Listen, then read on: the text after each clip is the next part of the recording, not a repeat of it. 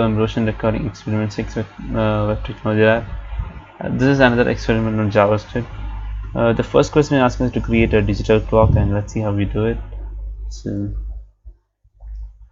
to create a digital clock, first we need an object of class date, and using building functions like get hours, get minutes, and get seconds, you get the hour, minutes, and seconds. These are the current hour, minutes, and seconds, and you just put them inside a string and then pass it to a inner HTML code. So this is the output I got. See, this is the output I got, and as you can see, the output changes every second.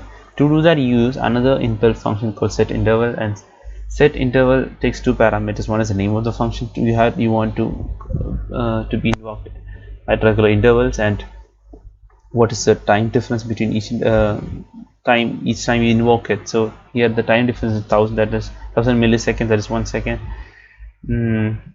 Hence I get updated output every second. And that is question 1. Now the second question is asking us to create a division with a dynamic background. So this is how I did it. The name of the function is background color. Now I first need to find out what color I need. To find the color, I use the RGB function.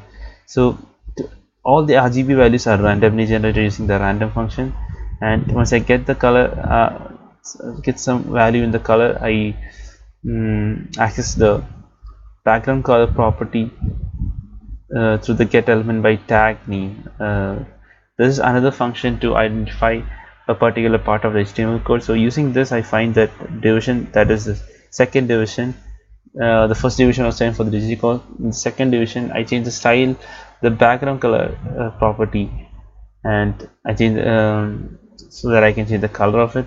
So this function also I need to invoke it every in every regular interval. So here I gave the time difference between each time it is invoked as 3 seconds. As you can see, the color of the background changes every 3 seconds. Now let's see the third question. The third question is asking us to increase and decrease the size of the size of a text or a para once you move, once you hover on it, and once you move your mouse on it, and once you move your mouse out of it. So let me read out the page once again. The actual size of the text here is 20. So the text says here, move cursor over me to zoom in, and I am 20. So once you move your cursor over it, the size is changed to 28, and once you move the cursor out of it, it becomes 104. The size becomes 14. Let's see how it is done.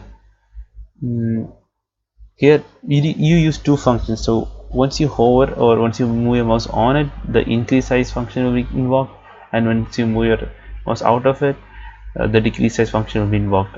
So in each function, I modify the size using the style property, using the font size property, and I find out I specifically access those lines or that paragraph using an ID. So that is question 3. Now question 4 is asking us to create a moving animation of a moving car. So the car needs to be given an absolute position. Then let's see how it is done. So I need to use two functions, and these two functions are acting based on two buttons. So once I click on the start button, the start animation function will be invoked, and once I click on the stop button, the stop animation function will be invoked. So I have an image, and each time once the function is clicked, once I click the start button, the start animation function is invoked after regular intervals. So each time it is invoked, I change the left property of the image. So let's see the output here. So this is the image I have. When I click the start button, on regular intervals, the left margin of the image is changed. Now once I click the stop button, the stops. This is by the clear timeout function. So once I set the timeout, I assign the values and the properties of it into a variable named animate. And animate is a global variable.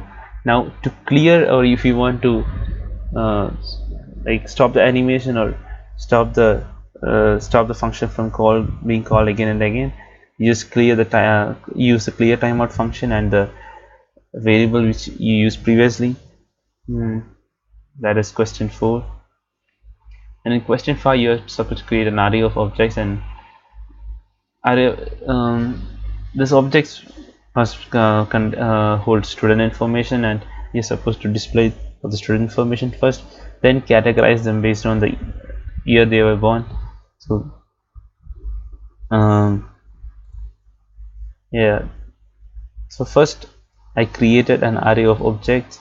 So these are the objects inside it, and these are the names of the students, their register numbers and their year of birth. So first, to display the student information, I simply traverse through the array by finding its length and accessing all of its properties. Then to find out, to categorize the people and display them based on the year of birth, I simply add an if statement while I am traversing. So here I am traversing again using a for loop, and in the if I am checking if the year of birth is greater than 2000. If it is 2000, I only display the names of students with a year of birth greater than 2000. There is another loop running just below it, which the function of this loop is to display the names of the students who was born before 2000. So we see if the value of year of birth is less than 2000, then this will be displayed. So let's see the output of this. So this is the output. As you can see, these are the names of the students and these are the register number. If you look at the input, except one person, except Thomas Jacob, the other two students were born before 2000. So here in the output you can see before 2000 you had 2 outputs, and Thomas Jacob was born out after 2000. That's question 5. Thank you.